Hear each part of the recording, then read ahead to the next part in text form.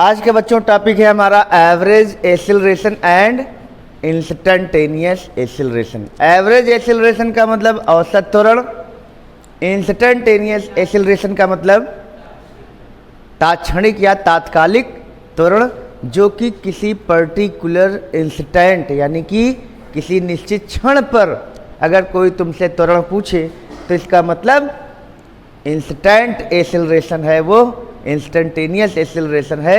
जैसे कि t बराबर 5 सेकंड पर त्वरण क्या हो गया, what will be the acceleration at t equal to 3 second, 4 second, 5 second, 10 second, like this.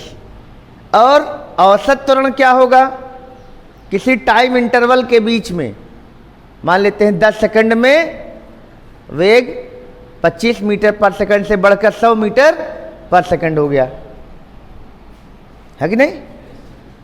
10 second में 25 से 100 हो गया, तो 10 सेकंड क्या है, एक लंबा ड्यूरेशन है, एक लंबा अंतराल है कि नहीं।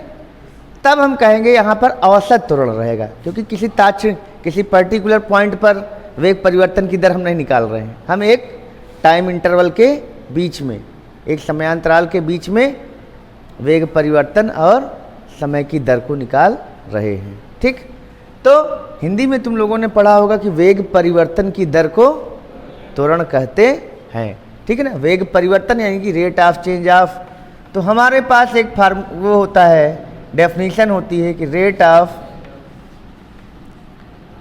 Change of velocity is called acceleration. यह जो हमारी डेफिनीशन है ये हम लोग क्लास 9th में पढ़ते हैं, और वहाँ हम लोग a लिखते थे, और a equal to delta v upon delta t। इसको हम लोग ऐसे भी लिख सकते थे, v minus you upon delta t, ऐसे लिखा करते थे। लेकिन वास्तव में यह कौन सा त्वरण है, एवरेज एक्सीलरेशन। जो अभी तक हम लोग पढ़ते थे क्लास 9th में, वहाँ पे चूंकि डिफ्रेंशिएशन का कंसेप्ट नहीं आता है, तो वहाँ पर तात्क्षणिक त्वरण जैसी कोई बात हम लोग पढ़ते ही नहीं थे, वो कंसेप्ट ही वहाँ गायब था। इंटरमीडिएट में हम लोग दो तरह के त्वरण के टाइप पढ़ेंगे, एक एवरेज और एक तात्क्षणिक, एवरेज और इंस्टेंटेनियस। तो एवरेज में जो हम लोग अभी तक पढ़ते थे, पीछे जो पढ़ के आए हैं, वो कौन सा त्वरण था, एवरेज। इसी को ए बार कहा जाता है या ए एवरेज कहा जाता है, ठीक है ना। एक्सीलरेशन कैसी क्वांटिटी है, वेक्टर क्वांटिटी है, तो वेक्टर भी लगा दो, डेल्टा वी वेक्टर क्वांटिटी, वेग परिवर्तन, vector v minus vector u upon t, delta t, ठीक है। तो अच्छा, स्ट्रेट लाइन में v माइनस यू और vector v minus vector u एक ही होगा, क्यों, क्योंकि सीधी रेखा में चल रहा है, ठीक। अच्छा, तो ये हमारा कैसा एक्सीलरेशन हो गया, एवरेज एक्सीलरेशन। तो एवरेज एक्सीलरेशन क्या होता है, vector a average equal to delta vector v upon delta t, यानी कि rate of change of velocity is called acceleration. अच्छा, इसकी यूनिट वगैरह तुम लोग जानते ही हो। यूनिट क्या हो जाएगी बच्चा, metre per second upon second, तो क्या हो जाएगा, metre per second square. Quantity कैसी है, क्वांटिटी का मतलब होता है इसका नेचर क्या है, वेक्टर है या स्केलर है, तो क्या है ये, वेक्टर है। डायमेंशन भी जरा दिमाग लगा दो, क्या हो जाएगा, यल अपॉन टी स्क्वायर, क्या हो जाएगा, यल टी माइनस 2, है ना। इतना ये बेसिक चीज़ें हैं हमारी, ठीक। ये फार्मूला हम कब लगाते हैं, जब एक अंतराल हमको दिया हो, एक ड्यूरेशन दिया हो, है ना। जैसे कि एक कार है, इसकी स्पीड 20 मीटर पर सेकंड से बढ़कर 100 मीटर पर सेकंड हो जाती है, और ऐसा करने में वो 5 सेकंड लेती है ना। यानी कि the speed of a car changes from 20 metre per second to 100 metre per second in 5 second. तो कोई तुमसे कहे एक्सेलरेशन निकालो इन स्ट्रेट लाइन, यहाँ हम क्या मान के चल रहे हैं कि इन स्ट्रेट लाइन। जब कोई भी चीज़ ना दी जाए तो ये मान के चलना कि बॉडी क्या है, स्ट्रेट लाइन में मूव कर रही है। अगर स्ट्रेट लाइन में नहीं मूव करेगी तो डायरेक्शन दी जाएगी।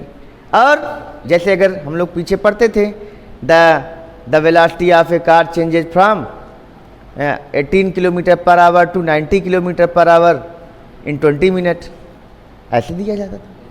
तो वहाँ पर हम ये क्या मान के चलते हैं कि the body is moving in straight line, ठीक है ना। तो जब कुछ ना दिया जाए तो हम मोशन को क्या मानेंगे, स्ट्रेट लाइन।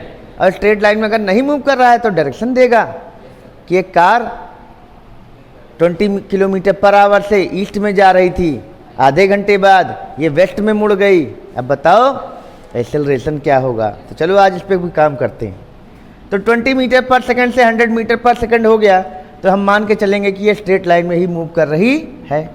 तो क्या हो जाएगा, इक्वल टू, यहाँ केवल मैग्नीट्यूड यूज करेंगे। जब बॉडी स्ट्रेट लाइन में चलती है तो केवल वेक्टर में वेक्टर फॉर्म नहीं होते, v माइनस यू अपान, चाहे डेल्टा टी कह दो चाहे टी कह दो। तो क्या हो जाएगा, v कितना है 100 माइनस 20 अपान 5, तो कितना हो जाएगा 80 अपान 5, तो 16 मीटर पर सेकंड स्क्वायर, ठीक है ना। यहाँ पर हम एक्सेलरेशन का केवल मैग्नीट्यूड निकाल रहे हैं। वास्तव में एक्सेलरेशन में दो चीज़ें होती हैं, मैग्नीट्यूड भी और डायरेक्शन भी। लेकिन यहाँ हमें डायरेक्शन के लिए, डायरेक्शन निकालने के लिए और चीज़ों को दिया नहीं गया है। अगर ये कहा जाता कि ईस्ट में चल रही है और 5 सेकंड बाद वेस्ट में चली गई, तब हम डायरेक्शन भी निकाल पाते। लेकिन क्या हम यहाँ डायरेक्शन निकाल पा रहे हैं, नहीं। ऐसी स्थिति में हम केवल एक्सेलरेशन के मैग्नीट्यूड को ही कैलकुलेट कर पा रहे हैं, ठीक है ना।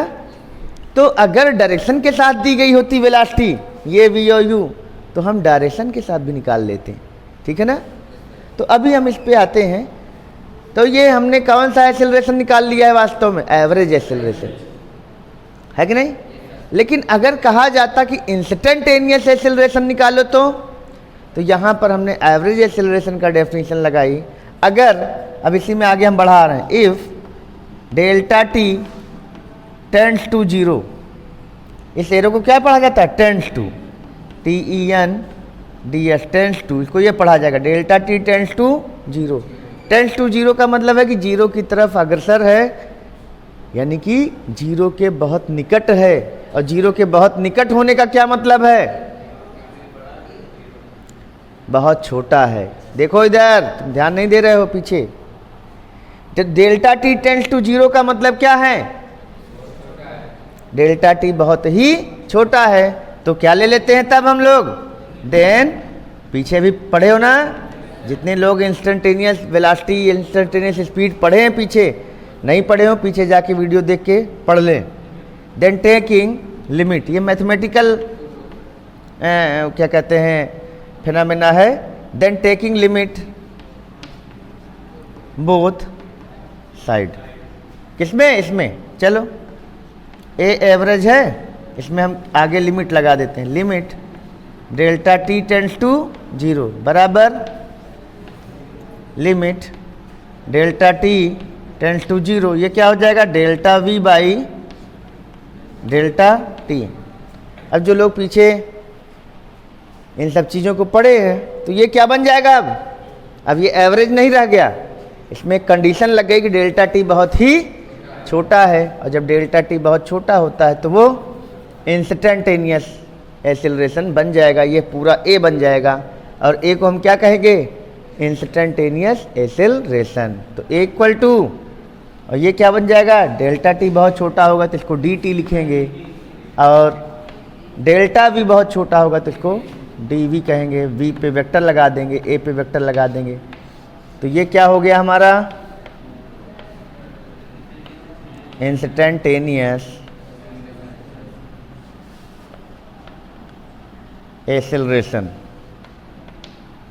ठीक है, हो जाएगा। तो बताओ यहाँ पे हमने कौन सा एक्सेलरेशन निकाला है, एवरेज एक्सेलरेशन, ठीक है ना, ठीक है ना। क्लियर हो गया? तो इंस्टेंटेनियस एक्सेलरेशन के लिए हमें वेलोसिटी का क्या करना पड़ेगा? डिफरेंशिएशन करना पड़ेगा। यहाँ वेलोसिटी का क्या किया जा रहा है? डिफरेंशिएशन। तो एक क्वेश्चन बनाते हैं, चलो question, if x equal to